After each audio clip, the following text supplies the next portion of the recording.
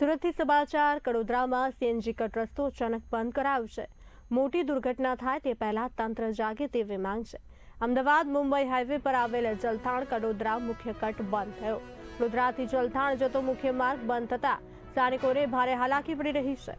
સ્થાનિકોની અવરજવર સંપૂર્ણ રીતે ખોરવાઈ ગઈ છે। 6 દિવસ પહેલા પણ સર્વિસ રોડ મુદ્દે મુશ્કેલી સર્જાઈ હતી।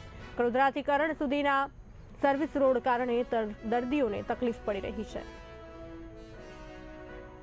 અમદાવાદ થી મુંબઈ ને જોડતો નેશનલ હાઈવે નંબર 48 નો કડોદરા 4 રસ્તાથી ચલથાણ ઘાટ તરફ જવાનો મુખ્ય માર્ગ જે કટિંગ જે છે સીએનજી કટ કહી શકાય તે હાલ બંધ કરવામાં આવ્યું છે। કારણ કે હાઈવે ઓથોરિટી દ્વારા સર્વિસ રોડની કામગીરી જે છે તે ચાલી રહી છે, તો બીજી તરફ રોડ પૂરો કરવાની કામગીરી ચાલી રહી છે। હાલ સીધા તમને દ્રશ્યો બતાવવાનો પ્રયત્ન કરીશું। હાલ સીધા તમે દ્રશ્યો જોઈ શકાય છે। સ્થાનિક લોકો જે છે ફરીને ના જવું પડે તેની માટે મોટા પ્રમાણનો એક રિસ્ક લઈને હાલ કહી શકાય તો આજે વચ્ચેની એંગલ જે છે તેમાંથી પણ લોકો ટુકડા થઈ ગયા, કારણ કે અહીંયાથી ટેમ્પો સહિતના જે વાહનો જે છે તે કૂદવામાં આવી રહ્યા છે।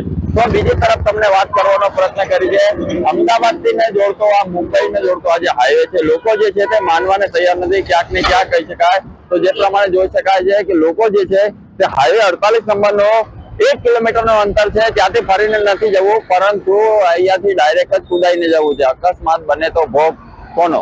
અને બીજી વાત કહી શકાય તો અકસ્માત બને તો તેનો જવાબદાર પણ કોણ?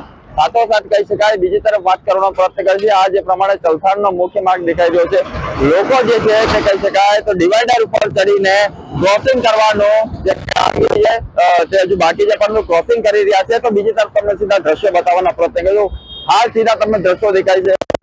આ જે પ્રમાણે બેરોલો જે છે શા માટે મૂકવામાં આવે છે? કારણ કે આ જે કટિંગ છે જ્યાં સર્વિસ રોડની કામગીરી ચાલુ હતી, રોડ પૂરો કરવાની કામગીરી ચાલુ હતી, તેના કારણે મોટા પ્રમાણની અંદર અહીંયા ટ્રાફિક જામ સર્જાતો હતો। તેની માટે ખાસ ડાયવર્ઝન આપવામાં આવ્યું છે, આ રોડ બંધ કરવામાં આવ્યો છે। પરંતુ જે પ્રમાણે તમે સીધા દ્રશ્યો જોઈ શકાય છે કે અમદાવાદને જોડતો અને અમદાવાદથી મુંબઈને જોડતો જે મુખ્ય માર્ગ છે તેની ઉપર લોકો જે કહી શકાય તો ડિવાઈડર ઉપર ચડીને ક્રોસ કરી રહ્યા છે।